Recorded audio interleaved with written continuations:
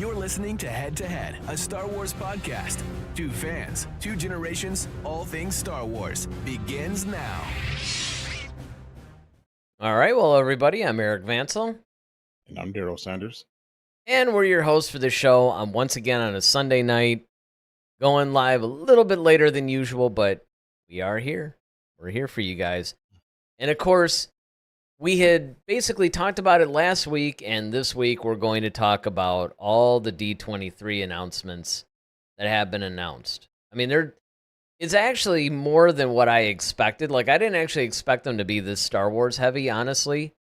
But, you know, there's also a lot of other projects that are out there, though, that, who knows? You know, you go by the ones that are announced, and then you just pretty much, well, even the ones that are announced, you're really not sure they're really going to happen, because a lot of times they'll announce things and then something happens with it, and then, you know, who knows. But we got Ted Adam Green with us. You know, he says hey, and I'm sure there's other people here too. There usually is when we go live, although, you know, you never know, because sometimes our schedule is, shall we say, fluid. Oh, David's here. You know what, I'm going to start getting some of these up. I like to always acknowledge when people write in. So Ted Adam Green says, hey. David's here. He says, hello, gentlemen. It's Star Wars Day. Yes, it is. It's always Star Wars Day. All right. Well, let's get right into this. What's the first thing that we're talking about? Okay. Well, the first thing, as we, aforementioned that, we're covering all the events that happen at D23.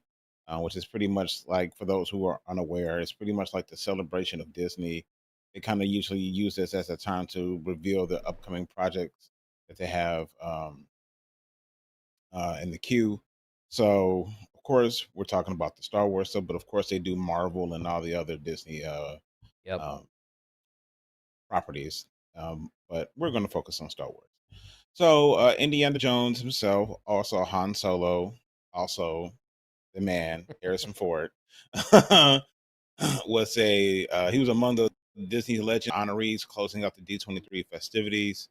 Of course, as I say, he played Han Solo, and he's also Indiana Jones.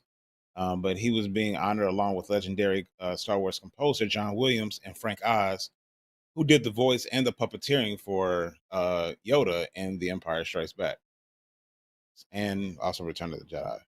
So that was cool to see him, once again honored. We always talk about how Harrison Ford for a while, he was kind of grumpy about, doing all the Star Wars stuff. But, within the last few years, he's really kind of been on board and embraced it a lot. He's been coming out and doing things, and he seems a little bit more appreciative for his experience. So it would see him, especially being, one of the iconic characters, and also Eric's favorite character.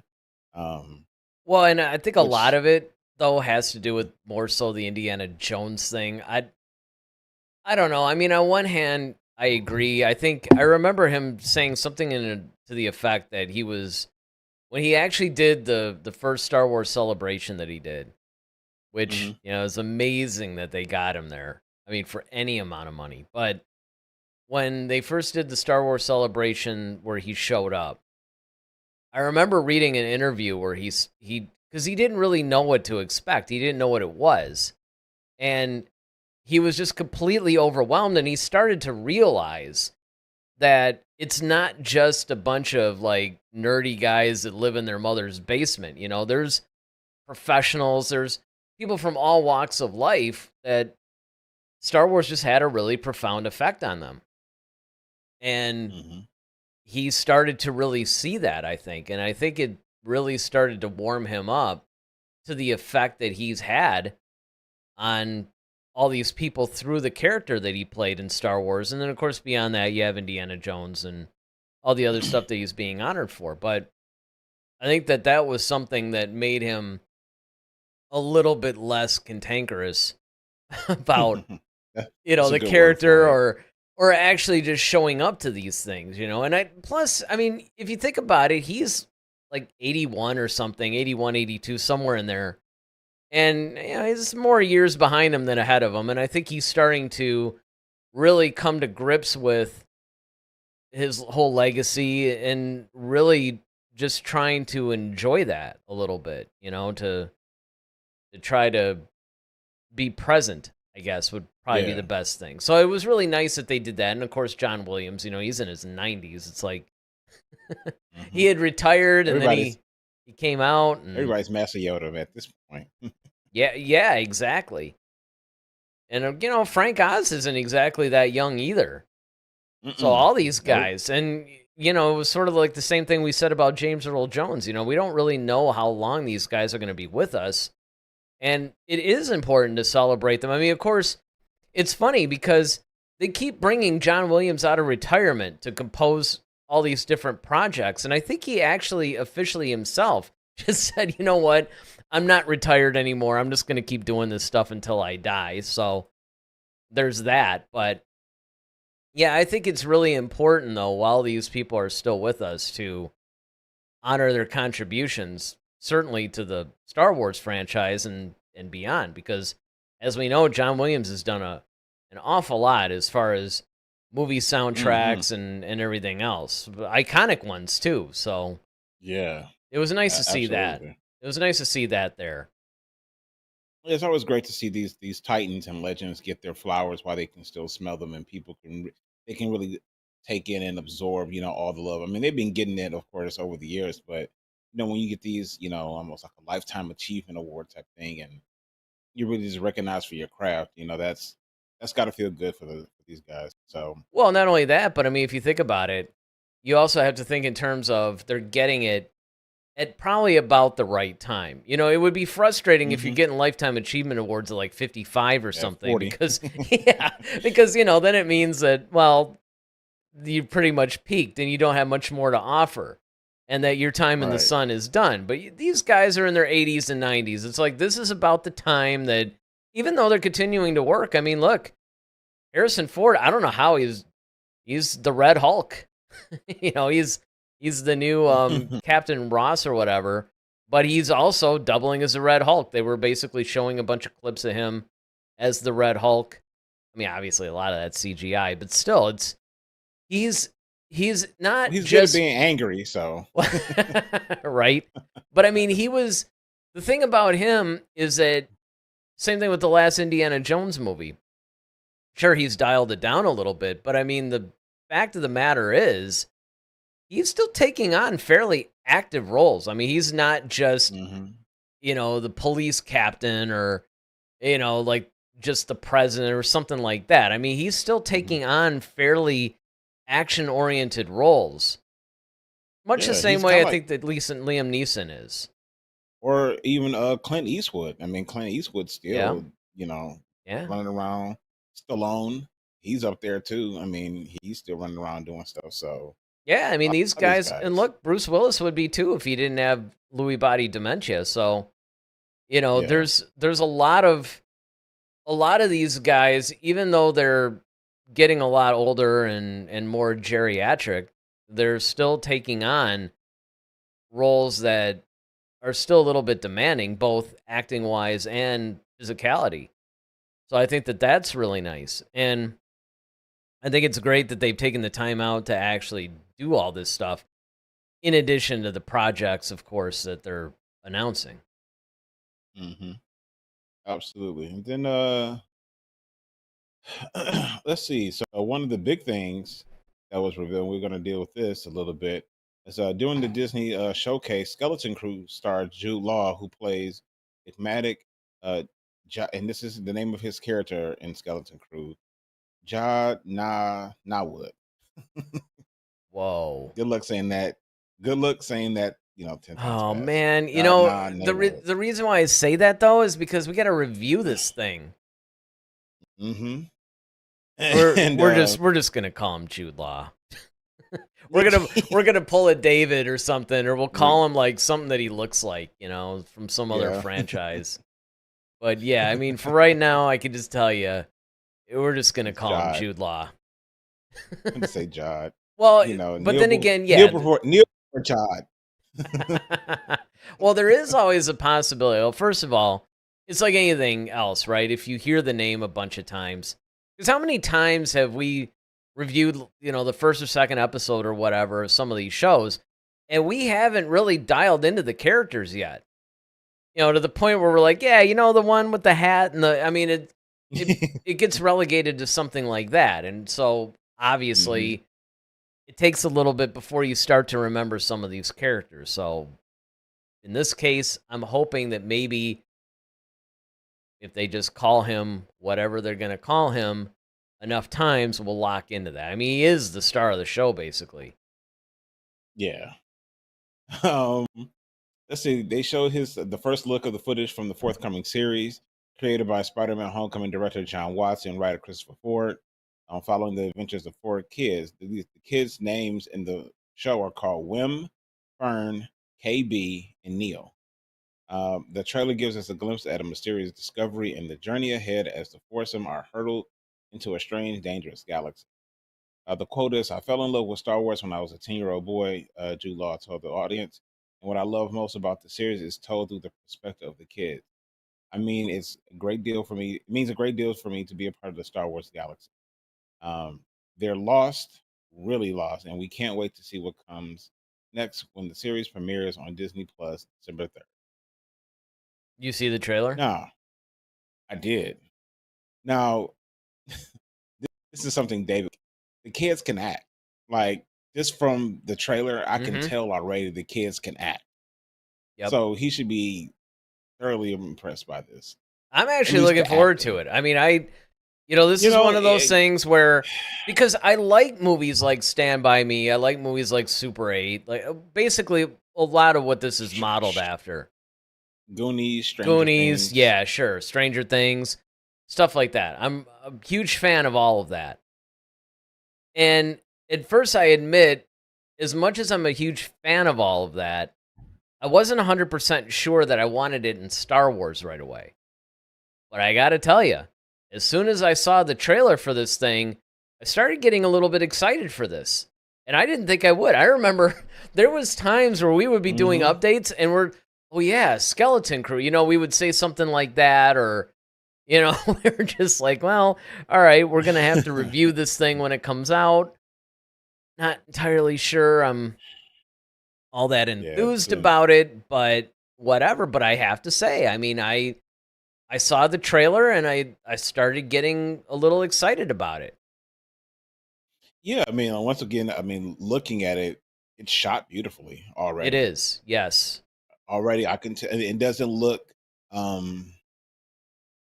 It doesn't look. The world doesn't look small.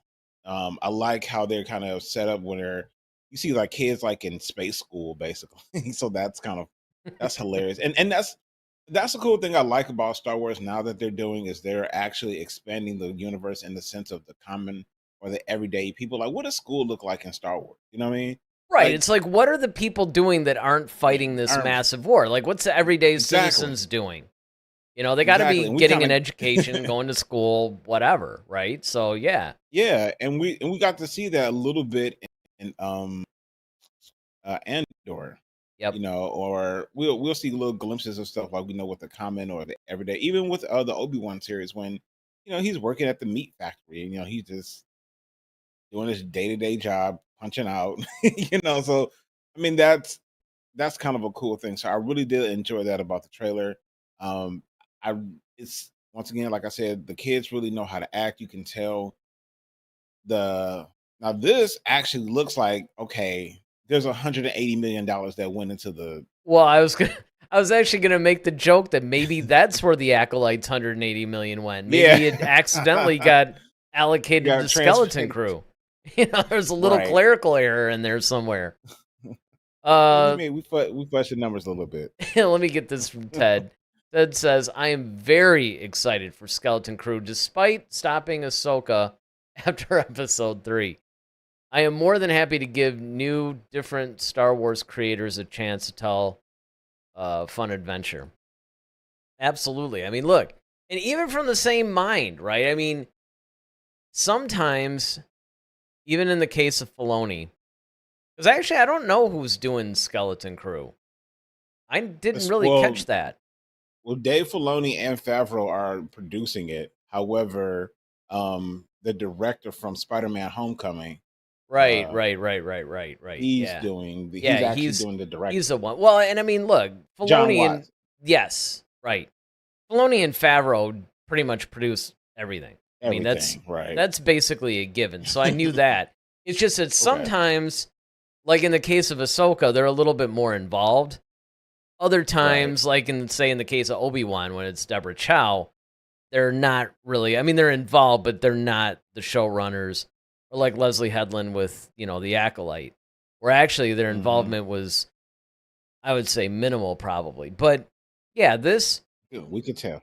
this exactly. This is one of those things that I think, if you really go back and look, just because, and we got this other one from Ted. He says, I meant Acolyte. I loved Ahsoka. It's late and I'm tired. I know it's kind of our fault there, buddy. We we should have Trust been me, we on an definitely hour understand earlier. that. Yeah, we were right there with you, actually. So yeah, because I didn't think you stopped Ahsoka after episode 3. I can understand why you might have stopped Acolyte after episode 3. Right now I'm arguing with a bunch of people in our comments section, about the Acolyte, because I made the comment that the Acolyte did well, and I just got jumped on immediately by these two guys. Like A immediately. little ambush. Well, I mean, because in the Nielsen's, right? Because what happened was, yes, it was the second highest rated show or whatever after the first few episodes, but it dropped off significantly to the point where it's basically considered a flop. And, Mm-hmm. I mean, I basically pointed out to these guys. I don't know if I really fully responded to them yet, but basically it's like, look, I mean, we get it. It's like, did you guys see our review?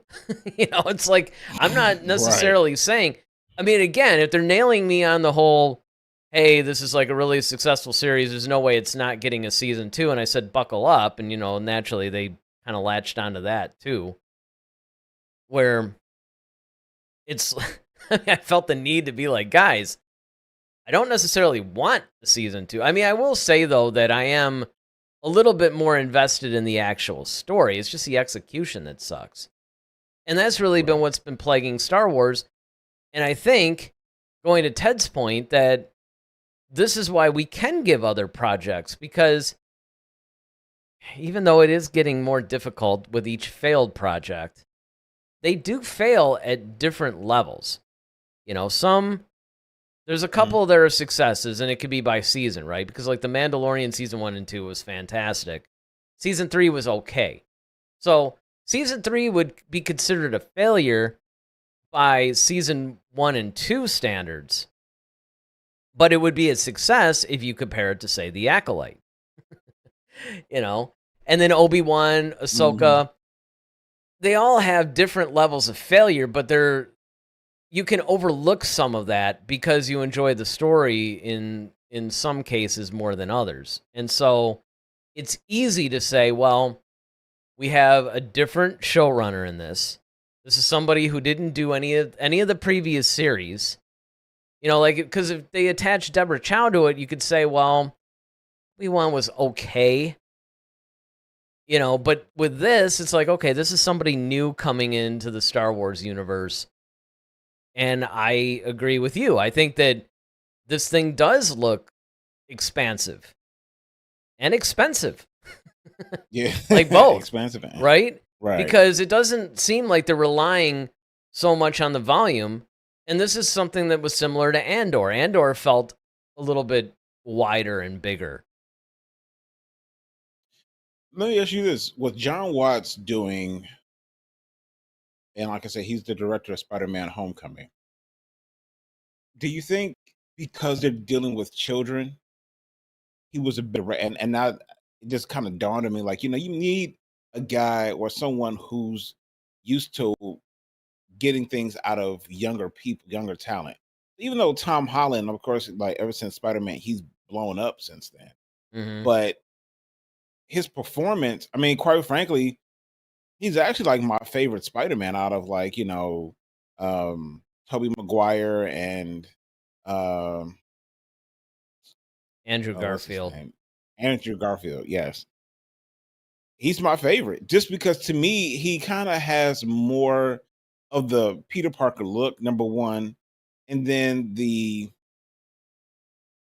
jokes, the his style of He does have. I uh, mean, I would say that it also he kind of depends has on that the what, animated version. but it depends on what series too. That's what I was gonna say. Like in the True. comics, Like got the because Amazing Spider-Man, Spectacular Spider-Man. right, and depending on which one of those series it was, he was either like fully in high school or he was in college, and so it really Hmm. depends on which version.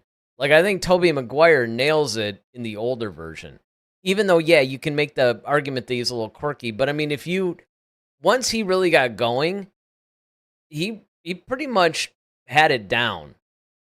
But I Hmm. agree that, the Tom Holland version probably captures the best all around, high school Spider-Man, plus the jokes are there.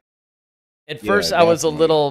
I was almost like, okay, we're not going to do this whole like he's getting used to his power thing too much, but he is. Like I would like to see him now be the definitive Spider-Man moving forward.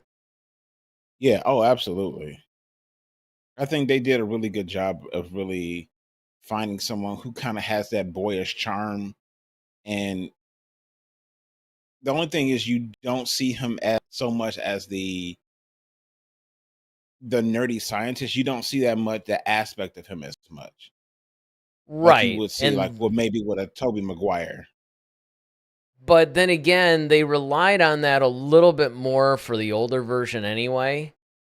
True, because he So, is in college and he's doing all that stuff. So yeah, yeah. So, I mean, but even though it was present in high school, I don't know. It's sort of like they just did a little bit of a combination. And they could fix that. I mean, that's the thing. Is like you got the guy that could pull this stuff off. They could fix the rest. hmm, They could just put that in there. Yeah, a lot of it I think has to do with the whole court battle between Sony and Marvel Studios too. That's really hurt the Spider-Man franchise quite a bit actually. And so even though it's been doing okay, but in answer to your question though, I think that yeah, that that would be good. The guy that I forgot who it was that did Stranger Things, honestly. He would have been a good choice. oh Spielberg, yeah, I think definitely, if there was anything that was made for Spielberg, this would have been the project to have been made for him. yeah, But yeah, I agree because look, they got really good performances pretty much out of all the younger cast, so I think this will work. I think this will work. And by the trailer, it just seems like it's working. yeah, definitely. Um, the other thing about it is, they didn't reveal Jude Law until the very end. They revealed that he's a Jedi because essentially the whole plot of the story is like, they're kind of like some four friends. They're hanging out, and they're like, one of them discovers like this temple that they think is a Jedi temple, and it ends up, I guess, being in a spaceship, and they end up going on this. They get launched into space as they're going through hyperspace, basically like in the middle of nowhere, and they're trying to like, okay, well, where the heck are we and how do we get back home? Like, all right, this was fun at first, but all right, it's some stuff out here that now we're playing in the real galaxy here, and we're not ready for this. And then Jude Law kind of comes in, and they kind of notice that he's a Jedi, and he's making his lightsaber levitate and float towards them. So it looks like it's going to be interesting, and it's going to be it. I would love to see how Jude Law handles like four kids, especially we don't know to what degree Jude Law is, as far as is he just a regular Jedi? Is he a Padawan? Is he a master? Is he used to dealing with kids? Because that would be an interesting thing too. It's like, you got that Jedi who really doesn't like kids, and he's got four of them now that he has to in there asking all these questions, and he's just like, okay, Well, I really don't have to deal with this. we So, know how we know how Anakin handled kids. well, yeah. I guess the series would be a little short though if that were the case. Yeah, definitely. When But the yeah, I last mean, sentence. overall, I think that one I think is going to be good. I think it's safe to even say this is probably going to be good. And look, I don't think I don't think that Jude Law is going to attach himself to something that's bad. This is a guy who is an acclaimed, award-winning actor. He's not going to be a part of something that's not up to par, let's say. Not to mention the fact that add to that, I mean, and that's another thing. It's funny how you find out all these people that you didn't even know were Star Wars fans or Star Wars fans. Yeah. So, right. Him also, the fact that he's not only an acclaimed actor, but he's also a Star Wars fan, I just don't think he's going to attach himself to something. And the other thing is, he has a command of the English language, so that's a plus. Yeah, yeah, exactly. Good actor with a command of the language. That's good. I love Star Wars. Absolutely. Yes. So the next property we have is Andor, David's favorite.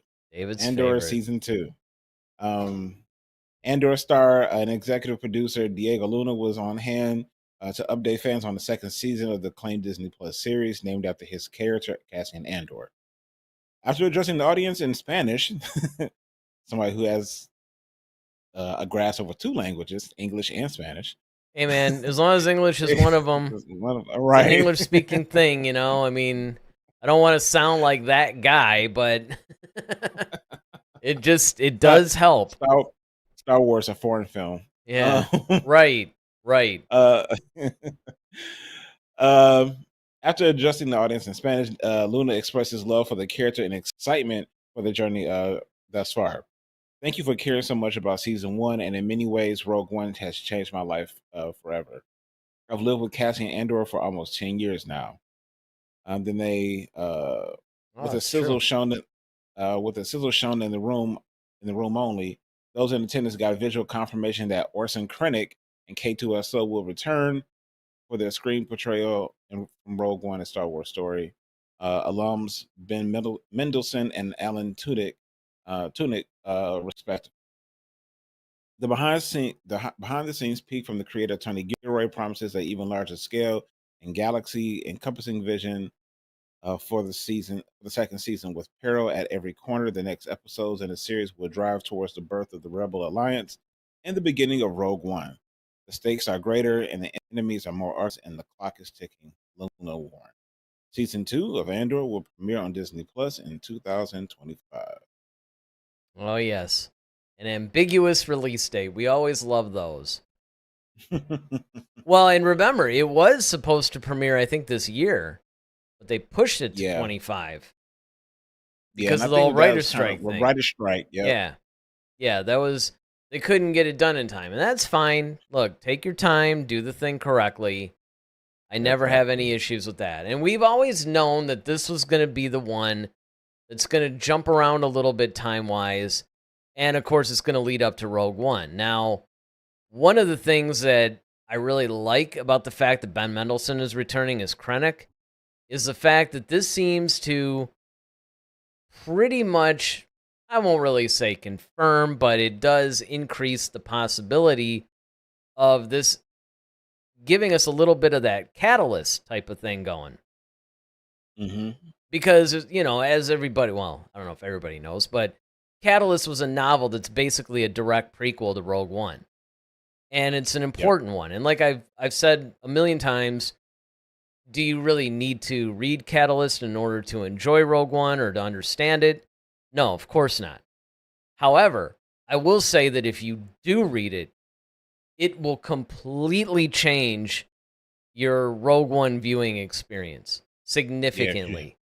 You have all this backstory. Yeah, it really does. I mean, some prequel novels just give you more information, things like this. This really, truly does enrich the whole thing. And they can do that now with season 2 of Andor. They could put some of that in there. I mean, I don't think that they're going to necessarily do a scene-by-scene adaptation, but they can certainly either fill in some of the gaps, or maybe they can, have some key scenes or whatever. Because there's a lot of things in the whole Catalyst novel that makes Krennic and Galen Erso's relationship make a little bit more sense. It puts a lot of things into context, and there's a lot more setup. Like when Krennic Yeah. visits Galen Erso at the beginning of Rogue One, you really understand that when you read Mm-hmm. Catalyst, where you only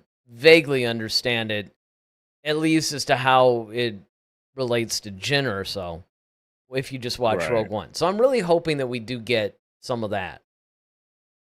Yeah, I mean, I really, am looking forward to because one, they're kind of creating like these almost mini trilogies within the series. So, you got the first 3 episodes, that's a trilogy, and then it jumps ahead in time to the second, and then there's another jump where you get the last 3. Hmm. Um, so I'm looking forward to seeing how they do that. I'm looking forward to seeing K2SO because K2SO was hilarious. Um, and I think we really love that.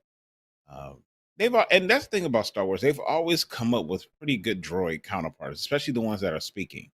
So K2SO, C3PO, um, L3, excuse me. So and just on it goes. And they're And I all think different. that That's the they're thing all that's different. amazing. Even Hu Yang, I'm saying, like, hilarious. Once again, like, he's like one of our favorites. Hmm. So I always just love when because that adds like another dimension to Star Wars, because that's very much a part of the culture, to be honest with you. Because Well, not everybody only wants to call that, them like, oh, they're robots, but like, no, in Star Wars they're droids. So exactly, and they definitely have personalities. But what's interesting is season 1 of Andor was almost like having Han Solo without Chewbacca. Now we get yeah, Chewbacca because yeah, in Rogue One, K2SO and Andor were very much a team. And it hmm, was really difficult, honestly, to not see him in season 1, even though I understand both because of the story and then, of course, they wanted to be impactful. I mean, they kind of had to do it that way, I mean, wouldn't have yeah. made sense really to have him from the beginning just because of the nature of him being an Imperial. Um, he's an Imperial droid, but what? Defector. Yeah, what Oh, talking about classification? K2SO. Yeah, he was. Oh, Um, he was he like a did no, they called them. They a did called those guys something. was Here it we like a go again. detention type droid or something Yeah, like that? something like that. It's almost like a security I don't know. I can't remember, which is hilarious. These are the kinds of things that I used to have encyclopedic knowledge of, and now I'm like, what was that again? You know what? That's why we have you guys. And I know by the Exactly. comment section a lot of time. It's funny because the chats are usually pretty cool. The comments are where people could go either way. That sometimes there's some great discussion in the comments. Sometimes I have to go a little bit on the defensive in the comments, but hey, Yes, whatever. That's the price of being on YouTube. So, exactly. however you want to enlighten us on the type of droid the K2SO is, go for it. Right. Yeah, man. I mean, I'm looking forward to it. Um, and I know David, that's one thing he does respect about it is, like, when they do something right, they really get it right. So it's not that it was just a slower pace, it's a slower burn for him. But I think this season is going to be a lot faster because you have to move the story along, because we have to get to Rogue One. So I think he might really enjoy season 2. Not only Um, that, but I have a feeling that what's going to happen with him in season 2, maybe it'll be even better, but it's almost like what happened to you with Visions versus season 1 versus season 2. yeah, I knew you were going to bring that up. Well, I mean, it's just one of those things where, I mean, look, I have to compare it to David's apparent I know. hatred, so I had to come up with something comparable. But between Right. season 1 and season 2, your attitude about Visions was, I mean, is it one of your favorite series? No, but there was definitely a huge jump in, shall we say, positive feelings when season 2 hit versus season 1. And I think the same could be said for David with Andor. Plus, Andor is a very well written show. Whether people are fans of it, that's because, again, you can have the best written show in the world, but I mean, if it's not what you're looking for in that particular franchise, if it doesn't speak to you in some way, if it doesn't connect with you or land with you, doesn't matter how good it actually is, just not your thing. Well, not only that, but now it's not only is it, the story, but it's also well acted, well directed, well Mm-hmm. planned out. I mean, you got Tony Gilroy who did a phenomenal job, and then you have, some phenomenal cast members, of course, who really anchored the show. So Yeah. Yeah. um, that helps a whole lot. All right, so the last show on the docket, at least, of course, everyone's most anticipated and favorite, Visions. Mandalorian. Almost sound like a sneeze. Visions. Visions. Visions season 3. Let's go. Let's bring it. They said they're making one. I'm actually surprised it wasn't I know. announced, to be honest. Well, maybe Kathleen made the right decision at some point. Finally did something you like, huh? All right. Well, Exactly. Everybody, woke up. broken clock is right twice a day, right? Isn't that how it works? Yes. Well, she, pardon the pun, but she woke up, Oh, nice. Remember, Vision season 2, not Acolyte season 2. So, The Mandalorian Grogu. So, The Mandalorian creators and executive producer Jon Favreau and Dave Filoni took to the stage to share an update on the highly anticipated upcoming Star Wars feature film, The Mandalorian and Grogu. Favreau and Filoni confirmed the production is underway ahead of its May 22nd, 2006 debut. The audience on Friday got a look at the new footage from the clan's two biggest adventures thus far. It's the last D23 before the movie comes out, so we had to put something together for you. Favreau said before sharing the sizzle, showcasing all new footage, including Grogu facing off with snow troopers, massive Imperial AT-AT walkers in the snow, Zeb Aurelius in action, and capping off with Grogu traveling with two tiny Azalians. The return to theaters, Mandalorian and Grogu will merge beloved characters from Disney Plus, the cinematic scale of the Skywalker saga, blending classic and innovative filming techniques as well as practical and digital effects for all new Star Wars story. So, I was scouring, of course, the internet, seeing if I could try to find a credible trailer.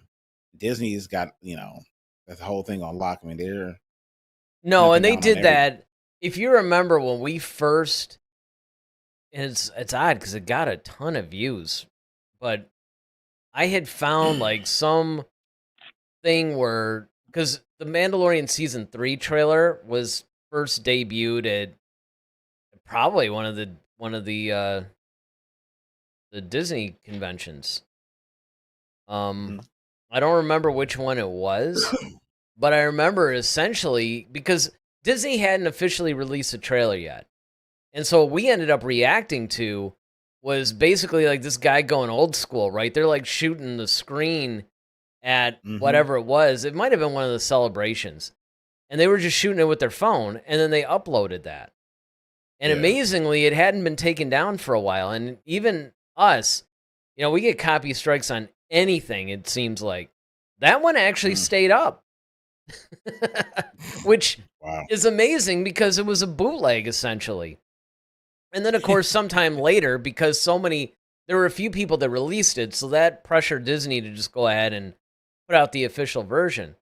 But it is interesting because you're right. I mean, I haven't found anything either. Like, nobody even shot the thing, at least that I've seen. Somebody tried to shoot it, and they got part of the. That's the thing too, because I thought I found it, and I was like, "Ooh, cool, I got one." But it's like right before they showed the sizzle reel, like the video ended. I was like, "Oh, son of." Well, and that's the way it always works, right? But I mean, I will say this: like, they had me at Snow Troopers. I mean, this thing featuring the Snow Troopers. Yeah, I love the Snow Troopers. It really is. I love them, in spite of the fact you always like try to accuse me of the fact that I like them because they look like space KKK members. So maybe it speaks to me in some cultural way, perhaps. Hey, between man. them and then you got the Royal Guard in red, so it's like the Grand Wizard. Yes, the Grand Wizard. Yep. There's a little bit of an underlying message there, I think. I'm like, all right, George. Well, hey, man, where are you going with this? The dark side is bad. Now, okay, I see what you're saying. I see what you're Vader's all black and he's the villain. Exactly. Got breathing problems. Lando, the very first black character, betrays the heroes for money. Darth Vader doesn't have a father. You know, I mean, it's all stereotypes. Did they actually serve watermelon at the dinner? I didn't catch it.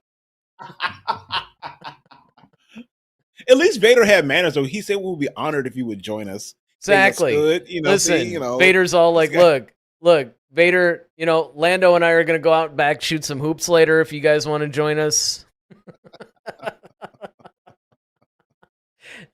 But the snowtroopers never detain Lando or any of the other ones, so that's cool.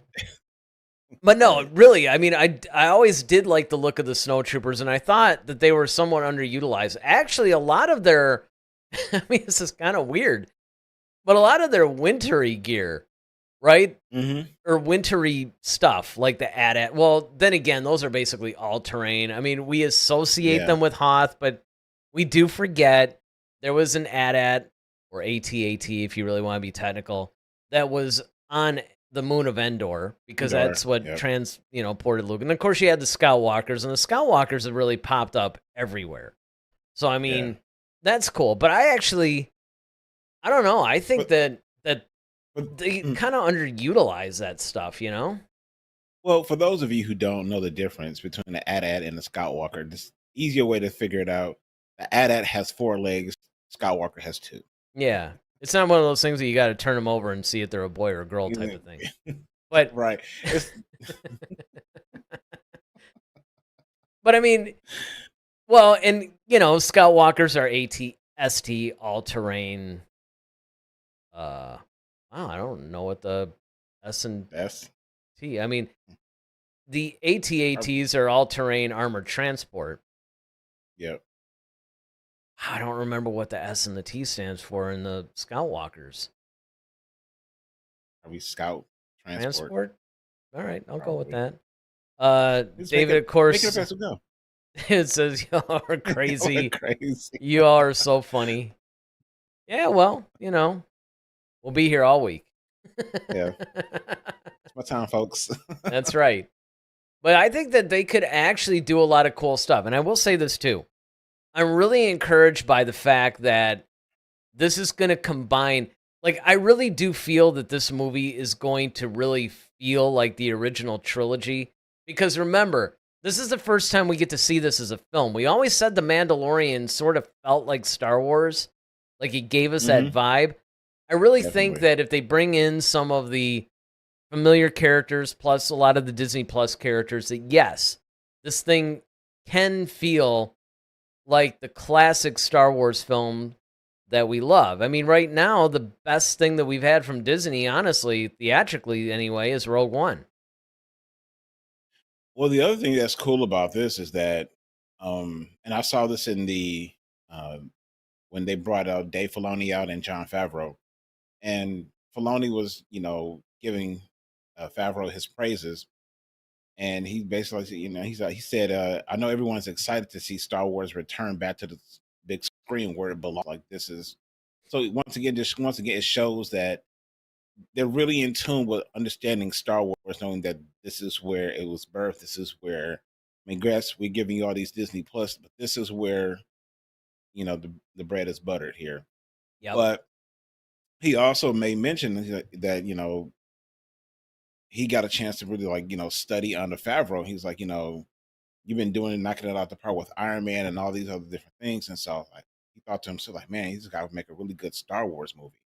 And so now they're actually getting a chance to do it. So with Filoni's knowledge that he got from George, Favreau's ability to actually direct, and I'm really curious to see what the runtime this is going to be as well. I know. Well, a lot of the Star Wars films end up being somewhere in the 215, 225 range. So it'll be interesting to see if this follows suit, though. Or if it's the end, it's going to be almost a 3-hour one. You know, that because whenever they try to wrap things up like that, that's kind of the goal. Like you said, not only is it, and I think a lot of that honestly depends on whether or not this is a reworked version of season 4, or is it just kind of like a 3.5 where, okay, after season 3, we get a film, and then we go into season 4. Yeah. I would have to say that it really depends on what they're going to do with the Mandalorian going forward. Or like you said, is this essentially, even if it's not necessarily what season 4 was supposed to, because the other rumor was that they're going to do season 4, and then because of a lot of the problems, what they ended up doing was just taking the basic story arc of season 4 and then just putting it into a film. So is that basically the cap to the Mandalorian? And more importantly, where do you go from here? Yeah, man, it's pretty much the cap as far as all the actual the properties, as far as the different, I won't say properties, but the projects that they have coming out as far as film, television. Um, that's pretty much the the crux of it. Although there are some other things, um, well, I'll get to momentarily, as far as some of the attractions that they have at Disney World and things of that nature. But as far as where do we go from here, I really just like we're about to enter September, so we already have our first look at Skeleton Crew, which I'm really happy to see that we actually have enough lead time on it. That's the one thing I wanted to bring up, was the fact that, like, we're at the pretty much almost at the end of August, but we've getting our first look at something that's going to release in December. Normally, we're Yeah, not getting this until like almost like the end of October or something like that. So or we've November. gotta, Yeah. or November, yeah. So finally, we're getting a jump on this. So hopefully, they've realized that, hey, this is maybe part of our problem, that we need to start our marketing campaigns for our shows, a lot sooner, so people can really kind of start getting amped up for it. I mean, granted, yes, you did have D23, but so I don't know if that really factored into it, as if D23 didn't happen, maybe they wouldn't have released it, or would they still have released it regardless? Don't Whoa, know. I don't know. Well, I don't know. I could have sworn the Skeleton Crew trailer came out before then, but I don't know because I thought there was 2 of them. Mm, But either way, I agree with you. I mean, I think that I hope they learn their lesson. I mean, the other thing that could have been plaguing some of the earlier projects is the fact that they had issues and things frankly weren't ready. So yeah. maybe this is a good sign that, look, Skeleton Crew's been going smooth. Because if you think about Hmm. it, we've known about this project for a few Oh years wow. now. Yeah. And I remember when it started going into production and you really didn't hear anything about it. I mean, people would talk about it, people would reference it or whatever, but everything just seemed to go as planned.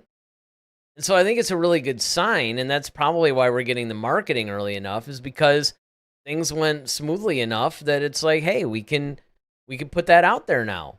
Because what I think they want to do is maybe avoid a Rogue One situation where 90% of what you saw in the trailers didn't even appear in the final film because they reshot half of it. I mean, Hmm. that's a problem. And that's a Yeah. problem that's been plaguing Lucasfilm for quite some time, is that it seems like right at the ninth hour or whatever, it's like you suddenly get all these issues and they have to just either redo stuff and they're firing people and they're moving release dates, and or a lot of times you get this whole, like that whole campaign they had around Rogue Squadron. I mean, they had, Yeah. Patty Jenkins like sitting in an X-Wing cockpit and all this stuff, and Hmm. then what? Nothing. Nothing.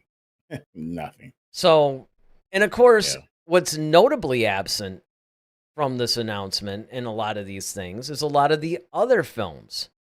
Because remember, the Hmm. next film was supposed to be the Rey movie. And Yeah. then out of nowhere, they suddenly announced this Mandalorian and Grogu film that's the reason why part of me thinks that was supposed to be season 4. And for some reason, maybe because season 3 didn't do well enough, or maybe collectively Favreau and Filoni just decided, you know what, this might actually make a better film. Let's just do that. For whatever reason, though, that movie just got announced out of nowhere, and then it got fast tracked. It went from being, okay, well, this is going to be on the roster at some point, to no, this is going to be the next film project that actually comes out. And you're like, Yeah. I mean, they definitely. Well, they definitely pulled a Democratic Party. Like, one minute is Joe Biden. Now we got Kamala Harris all of a sudden as, the front runner for, the Democratic Party all of a sudden. Mm-hmm. So, it's like, as Trump would say, they'll switcheroo. But no, Well, yeah, because but it's basically just pivoting on a dime. It was like, because not only were they promoting the Ray movie, mhm. but they had it supposedly shooting in like April, and then it wasn't. It's like, oh, we're gonna delay it a couple of months. I think they said at first, and then all of a sudden, like, nope, now it's not the next film. And then of course, you wonder why Lucasfilm is in such trouble with these movies. Well, that's Yeah. why. Well, I think part of me wonders, and this wouldn't be a bad thing. Mandalorian is reasonably the more successful project out of Disney Plus or Yes, Disney, period, right? unquestionably. So, if you want to have fans come back because of the atrocity from the sequel trilogy, and you want to rebuild people's trust in the brand of Star Wars, let's put into the theaters the thing that they already love. They already love the Mandalorian and Grogu. So let's stick them back up there. Let's stick them on the screen. We do this like it could be a season 4 or 3.5, whatever they want to call this, right? And put that on the screen. That gets people excited for, okay, cool, another good Star Wars film now again. Now, and that gives Ray a little bit more time to cook and really hopefully settle in. And then you still have the James Mangold film of what we're calling now Dawn of the Jedi, which is supposed to follow that. That's supposed to be the next project, which we haven't. They didn't make any announcements or anything about that either. Not to my knowledge. So, if from a business standpoint, I could see why you would throw the Mandalorian in Grogu, because if you do a Ray movie, well, the last time Ray was on screen, no, everybody was just like, well, eh. Well, that's it, right? You're dealing with, You see what I'm saying? Do we want to make the next film another wanna see this sequel again. trilogy era thing, right? It's kind of like what you said. It's like, no. Let's take the thing that everybody loves and try to Mhm. restore some faith in the film projects again, because Mhm. they need to erase the bad taste that the sequel trilogy left in everybody's Yep. mouths, right? So they want to, maybe let's just, here, look at Baby Yoda, that kind of a Yep. thing. And that's where I think Exactly. that plus it's a story that a lot of people are invested in, Mhm. because honestly, I gotta say,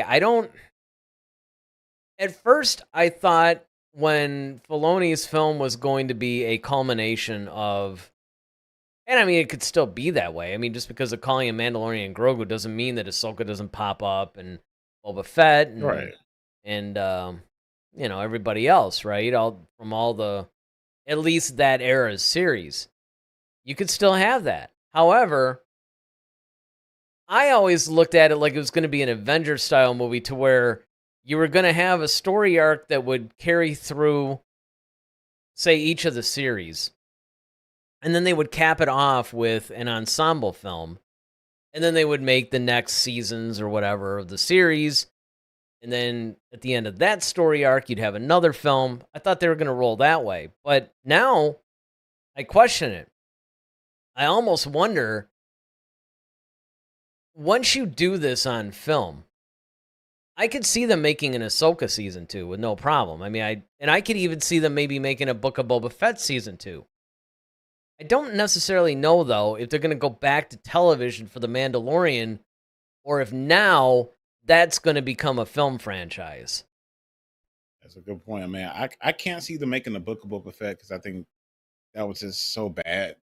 Well, they could But fix I it, though. think I mean, if they return Boba Fett to the way he was in The Mandalorian, like, I don't think that the Book of Boba Fett was so unsalvageable that they couldn't. I mean, don't get me wrong, they got to do a lot. But if they can make an Acolyte season 2, they can make a Book of Boba Fett season 2. But I know the difference, though, is that the Acolyte, other than Vernestra Rowe, I mean, it's basically newer characters, right? Where Boba Fett is like they kind of hosed a beloved character and made him like a little wimpy teddy bear almost. Right. But look, they did have him be incredibly vicious and visceral and everything in The Mandalorian, so they could just return to that characterization, and I think the problem's fixed.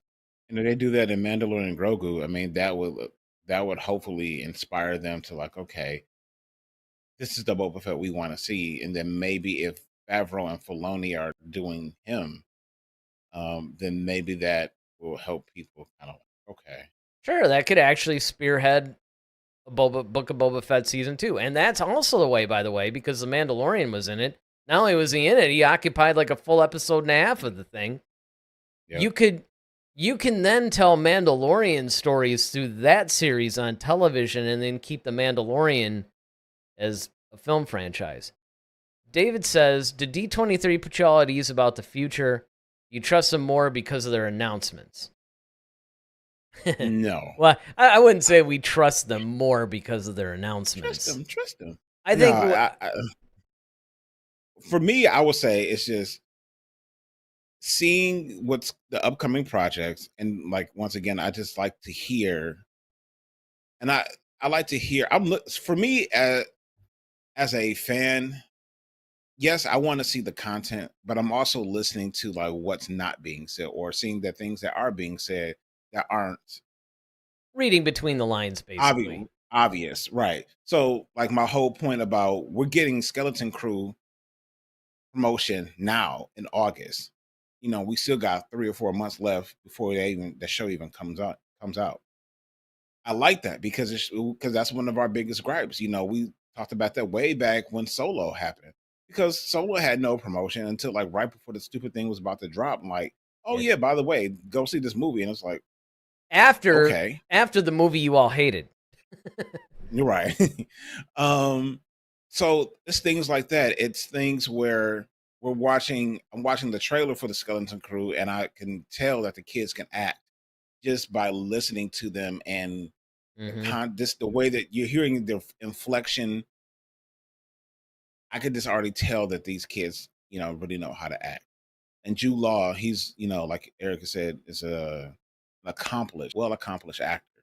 So I have a little bit more, way more faith. He's even more accomplished than like Rosario Dawson. So I have more confidence that he's going to bring it, you know, in this particular series. And like I said, just the look of it looks polished. It doesn't look like some video game or something. Like it looks like a polished film. So I those things like that I'm looking for, and just kind of like the planning of it all. You know, just how are they disseminating the information? What are they telling us? What are they not telling us? And like I said, the fact that they haven't mentioned the Ray movie or the whole James Mangold movie, because I think they want to focus on what's in front of them, what's right here. And that's good. I'd rather you focus on these projects, and then as we get closer to the projects, now start to give us more. And when we can see more and we can have more confidence into the brand. Yeah, I mean, for me, I think what it is, it's not so much that it generates any trust. It's really more optimism. You know, it's, do I trust it? No, because, I mean, a lot of times they've come out with these announcements and then things unravel very quickly, or maybe they just don't follow through, or whatever the case may be. But I think in this case, based on what we've seen from the trailer that we've seen from Skeleton Crew, to what we've heard about Andor Season 2, what we've heard about Mandalorian and Grogu, you know, what we've heard about some of these other things that have been announced, some of which we've known for a while, but we just got a little bit more detail. Seeing how things are functioning at Lucasfilm right now, it just gives us a little bit more optimism. But I wouldn't go as far as to say that either one of us necessarily trusts it. That's another level. But I think it's safe to be optimistic about it. David goes on to say, I think showing the Sith kill of the majority of the Jedi would make for phenomenal cinema. I mean, come on, who would love an Endgame-style duel with lightsabers? Well, that could very well be what the Dawn of the Jedi thing is. Mm-hmm. Because, as any longtime Star Wars fan knows that's gotten into the lore a little bit, with the comics, with the books, with the video games, things like that, I mean, we know about the Great Jedi-Sith War. We know about how the Sith, before the Rule of Two, were basically an army. We know that the Sith were actually a species, and these other Dark Jedi or Dark Force users came and essentially enslaved them, took the name Sith for themselves, conquered the actual Sith species, and then grew in numbers.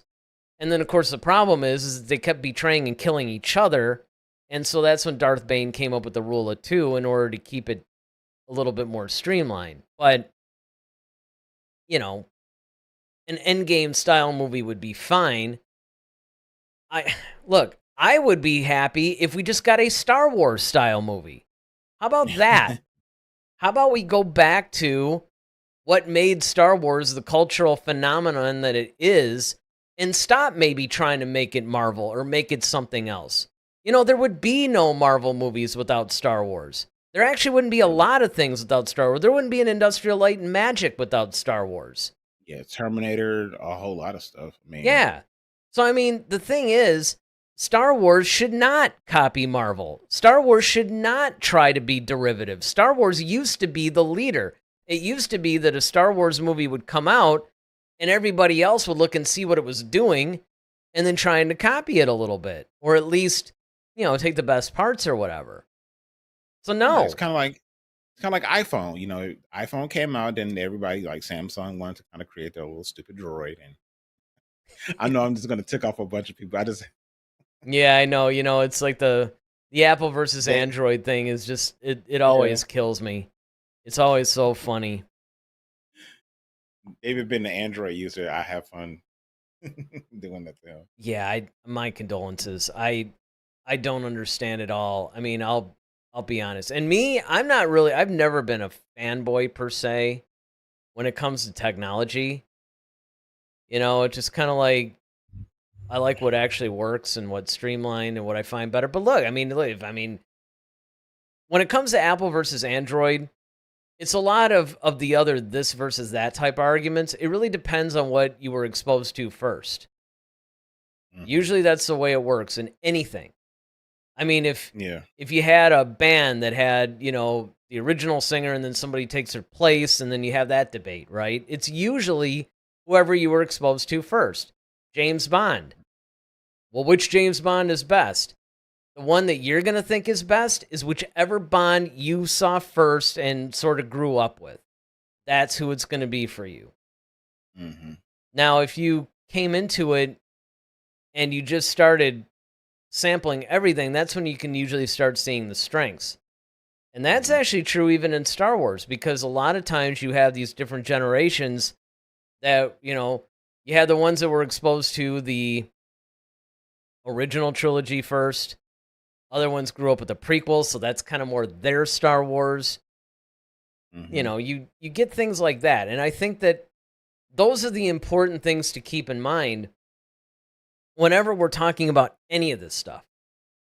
When we're talking about optimism for future Star Wars projects, when we're talking about what can they do. You know, I don't remember who it was. There was some YouTuber that came out with like if I ran Lucasfilm. Oh, yeah. I didn't actually watch it. I just saw it, like it popped up. I was going to watch it, I just didn't have time.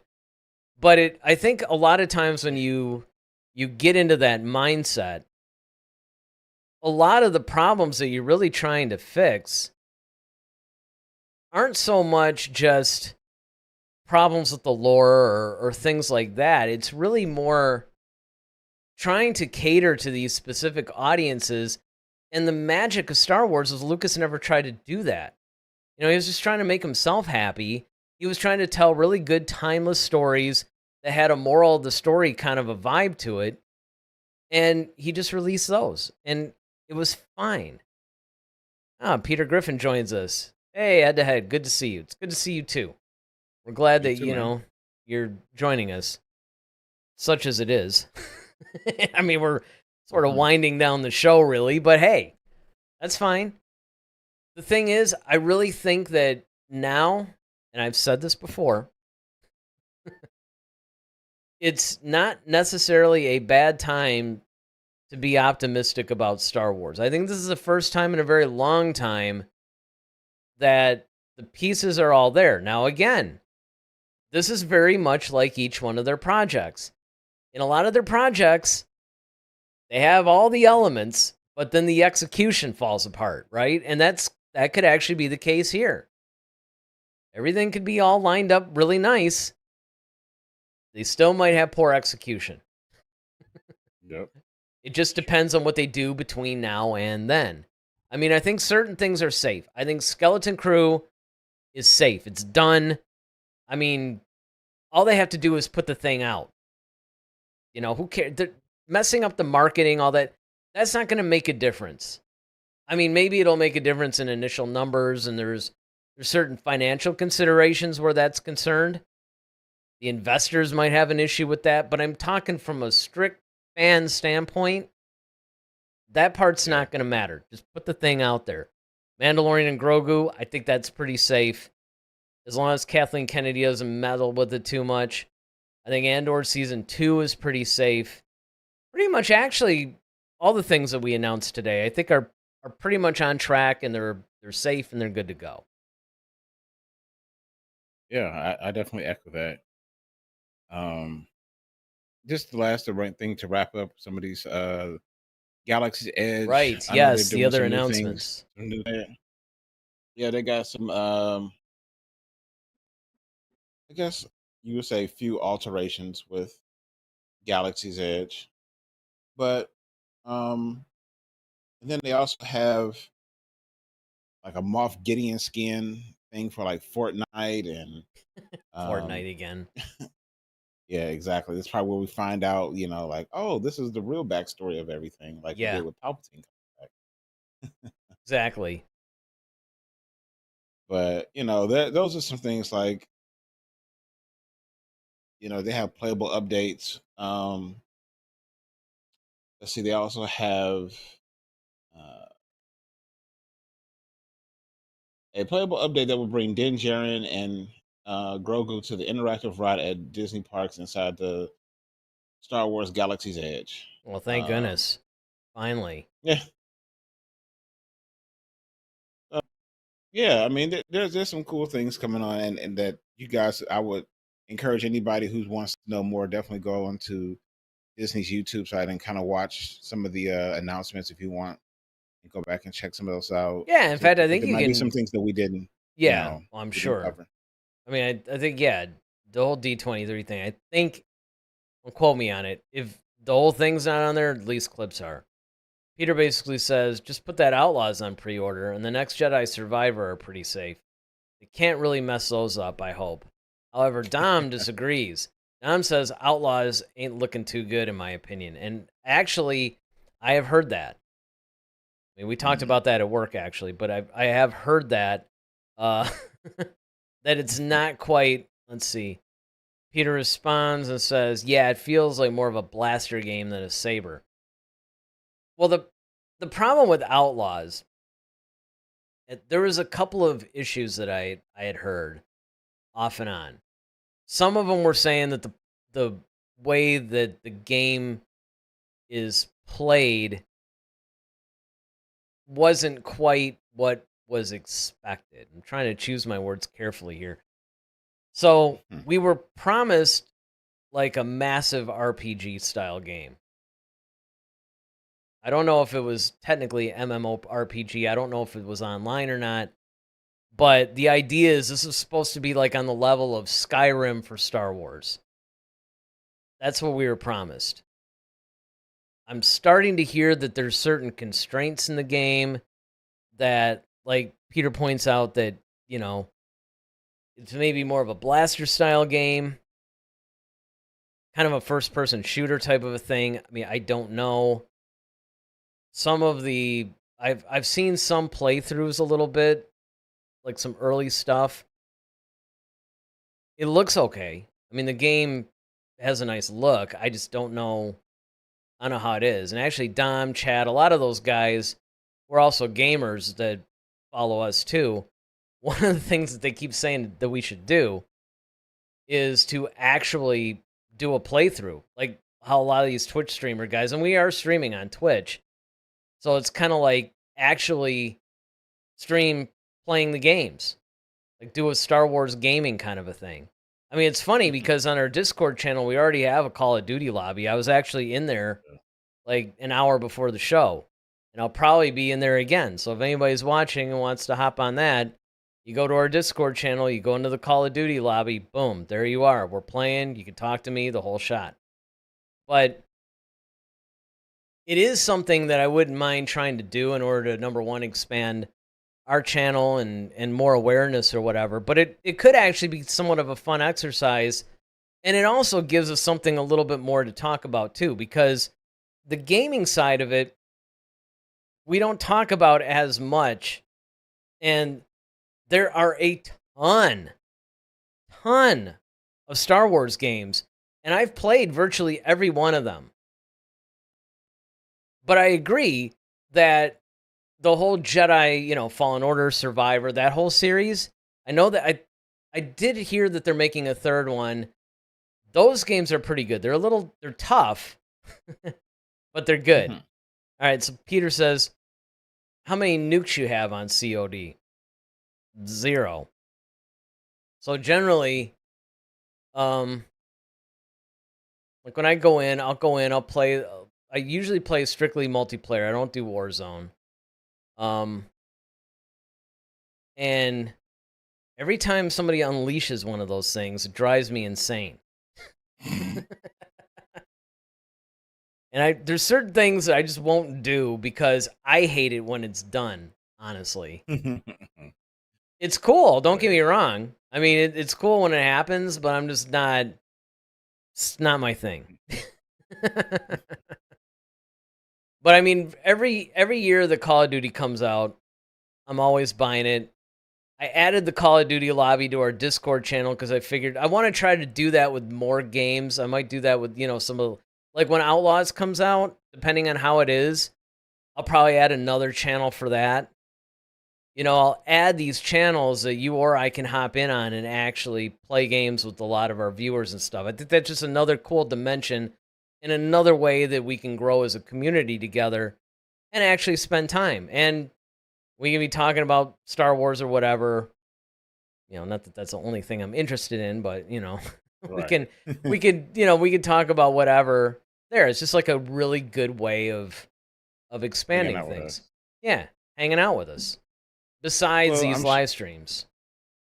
Well, I definitely suggest, since he'll probably be hanging out there after the show, I think you all should go out there and play, since today is the Great One's birthday. Oh, yes. Yes, technically. It's funny. I almost announced at the beginning that this is kind of like my birthday show. Yes, this is Eric's birthday. So definitely we would like to wish some Jedi Master Eric Vansel a very, very happy birthday, man. Yes, you can. What would be fantastic, actually? I know. Here it comes. Well, there's a couple of things actually. It's the alley-oop. There's two things you guys could do if you guys want to do the birthday thing right. First thing is, of course, you can like, you can subscribe, and you can hit the notification bell. That's the first thing. The other thing is we got the Buy Me a Coffee link in the description. You guys can always do that, or you can also become members, right? You can become members. There's like different levels of membership. If you guys want to support us, I mean, hey, anything is fine. Like a little tip on Buy Me a Coffee, it really helps. Because again, I mean, we're in the middle of putting together a studio so Darryl and I can actually be live again. I mean, we're live to you guys, but I mean, in the same room. That's really how this show was born. Even when it was an audio thing, it was just he and I recording the audio version. And then, of course, when we switched to video and then eventually live stream, we were together in the same room. It was only when we had lost the space that we were using that we started to do it this way. And this was supposed to be temporary, and it actually became semi-permanent. So we're really trying to change that. COVID had a big impact on that as well. Yeah, COVID did actually have a big impact on that too. So there is, there is that. But we're trying to get studio back together, this time in my basement, so we can be live again. And of course, any little bit helps, supports the channel. It allows us to grow. We can get better equipment, on and on it goes. You guys know. You've seen a million YouTubers making the same pitch. I'm not going to take up half the show doing it. It's funny because you're like, watch those Leos. That's right. Yes, Lord. Yeah. I mean, preaching to the choir. No, yes, Lord is fine. If that's how you want to address me, I'm totally fine with that. Strangely, I've got no issues whatsoever. Yes, the infamous God complex of Leos. Hey, man, I mean, maybe you're overshooting the mark a little bit, but I mean, if that's the way you feel, who am I? All right. Well, on that happy note, right. There may or may not be a show tomorrow. We'll see. Just tune in tomorrow and you'll find out. And then next Sunday, I don't know. I love it. I'm announcing that I have no idea what we're going to do. This time because D23 happened when we did our last show, so it was like, okay, that was a no-brainer. It's like we got to cover all these announcements. But, we'll see what comes up between now and then. And again, we'll see what the will of the Force brings us. Hey, and that's another thing too, either in the comment section or more importantly on the Discord, because the Discord really, when we're not streaming, the Discord is where we're all supposed to gather and talk about whatever. We got all kinds of channels in our server that you guys can check out. And you can hit it through the link in the description. But one of the things, there's a channel in there to suggest show topics for us. So if there's something that you guys want us to talk about or, whatever the case may be, by all means, put it in there and then we'll use it. We've gotten a lot of ideas from you guys. A lot of you guys have actually, through the comment section mostly, have suggested show topics to us, and we've usually done them within the next week or two. A lot of them have been really good, so keep those coming. So that's probably going to do it for tonight, the birthday edition of Head to Head, a Star Wars show. So with that, yes, sir. I'm Eric Vansel. I'm Darryl Sanders. May the Force be with you. Always. Head to Head, a Star Wars podcast. Be sure to follow us on Twitter @HeadToHeadSW. Submit your questions for our next show. Visit our official website at headtoheadswpodcast.com. Until next time, may the Force be with you, always.